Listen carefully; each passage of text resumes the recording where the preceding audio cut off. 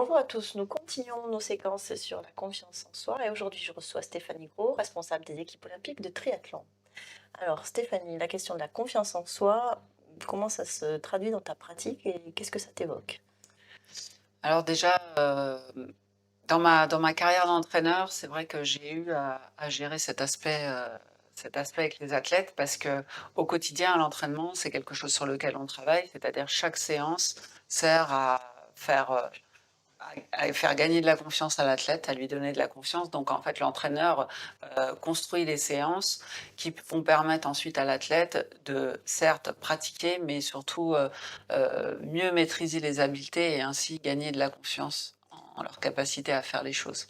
Donc tu veux dire que cette question-là pour toi, elle est intrinsèque à la structuration de l'entraînement depuis toujours? Enfin, Oui, c'est ça, en fait, l'objectif, c'est quand on entraîne un athlète, c'est de l'armer le mieux possible pour ce qu'il va être amené à vivre ensuite, en compétition.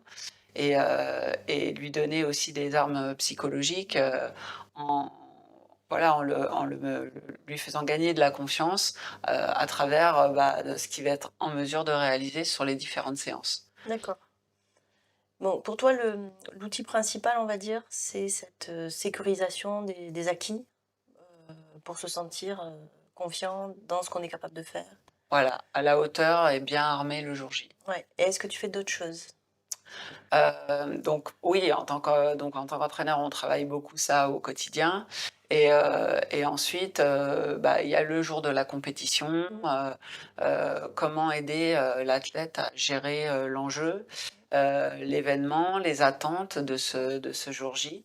Et donc, là, déjà dans la posture en tant Mmh. qu'entraîneur ou en tant que responsable de collectif, il y a des choses à éviter. Mmh. Arriver à maîtriser ses émotions, ça fait quand même partie des choses, essentielles pour aider l'athlète à avoir un environnement, le plus serein possible avant la course. Oui, alors je t'arrête sur cette question-là qui est quand même super importante. Ah ouais.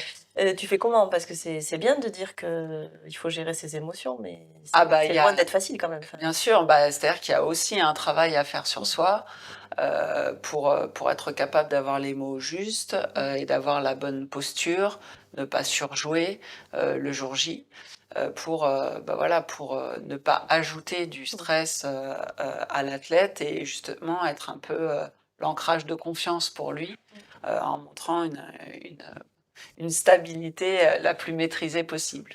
Oui. Hem, Ça, par exemple, c'est des choses que tu as eu l'occasion aussi de travailler dans ta fonction de responsable, d'équipe? Oui, bah, alors déjà, quand on a un gros enjeu sur, une compétition comme les Jeux olympiques, Mmh. heu, moi, je sais que pour Paris, avec le staff, on a travaillé sur, notre état de forme à l'arrivée sur la compétition pour arriver, le plus en forme possible et ainsi être en mesure de maîtriser, ses émotions, de ne pas être dans la réaction, Mmh. d'anticiper un maximum les choses. Pour, sécuriser un côté émotionnel, un aspect émotionnel pour que les athlètes, voilà, soient dans un environnement stable et Mmh. serein. C'est assez, enfin, j'ai l'impression que c'est quand même original d'avoir eu cette démarche-là sur ces enjeux-là. Qui est une démarche collective donc et structurelle. Enfin, c'est ce que tu voulais et tu voulais que cette partie-là soit vraiment pleinement prise en compte. Oui, parce que je sais que c'est très important. Moi, je l'ai vécu quand j'étais athlète. Souvent avec ses parents, notamment sur les courses, dont on a du mal à gérer les émotions, c'est encore plus source de stress pour l'athlète. Donc c'est important que sur les compétitions, il y a des personnes ressources à ce niveau-là qui sont en maîtrise, par rapport à leurs émotions. Et puis, en tant que responsable de collectif, j'ai eu l'occasion de me rendre compte sur les déplacements que, voilà, il y a toujours des comment dire?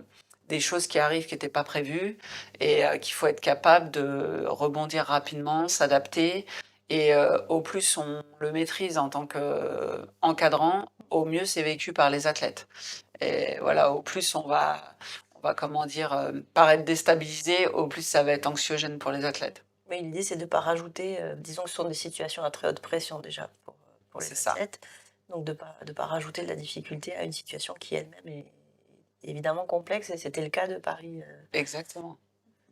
c'est ça. Hem, Est-ce qu'il y a d'autres choses pardon parce que je t'ai coupé, je t'ai centré là-dessus, je t'ai coupé, mais est-ce qu'il y a d'autres choses aussi? Bah, après, il y a aussi pendant la course finalement. Oui. Parce que voilà, il y a tout un accompagnement à faire avec les athlètes et les informations qu'on va donner et la façon dont on va les transmettre à l'athlète vont être déterminantes sur la façon dont l'athlète va les recevoir pendant la course. Donc là aussi, il faut qu'il y ait enfin, il faut que ce soit anticipé pour que voilà, la façon dont l'athlète va recevoir les informations qu'on va lui donner soit pour lui un plus et ne soit pas source de stress et anxiogène. Par exemple.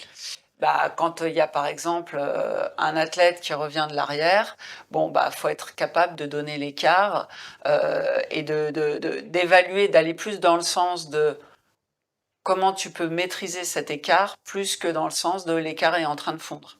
Oui. Voilà. Donc c'est d'être plutôt positif dans les consignes qu'on va donner à l'athlète, plutôt que de lui livrer une information qui va dans le sens de bon bah là tu es en train de perdre ta maîtrise. En gros, on va dans le mur et voilà, je te livre juste cette petite information qu'on va dans le mur, mais pas plus.